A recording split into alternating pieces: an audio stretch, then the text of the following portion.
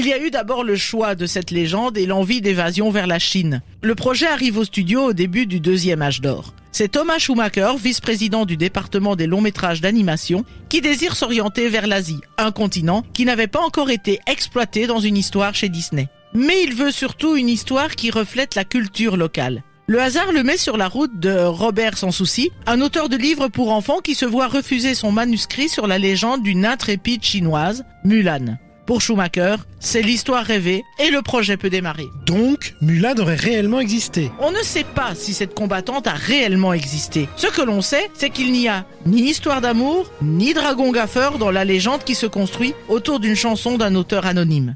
La ballade apparaît au 5e siècle au nord de la Chine. Elle raconte l'histoire d'une jeune tisseuse qui prend la place de son père au combat, habillée en homme, et qui n'avouera son secret qu'à la fin de sa mission. Et c'est cette histoire que Disney animera. Celle qu'on verra à l'écran. Ce n'est pas tout à fait ça à l'origine. Voulant rester dans la veine Disney et prétextant qu'au fil des siècles, les détails de l'histoire avaient évolué, les scénaristes vont introduire quelques modifications dans le récit. On gomme légèrement les épisodes de guerre et l'histoire prend des allures de comédie romantique. Mulan devient alors un garçon manqué qui, par amour pour son père, va épouser Chang contre son gré. L'arrivée de la guerre sera l'occasion pour elle de fuir ce mariage. Je ne suis pas sûr que le succès eût été le même. Heureusement, on a fait le choix de revenir à l'histoire originale. Et Mulan quittera son foyer, non pas pour fuir, mais pour sauver son père. Sur le camp et à la bataille, on la verra devenir une femme forte, téméraire, qui parviendra à faire illusion dans son armure.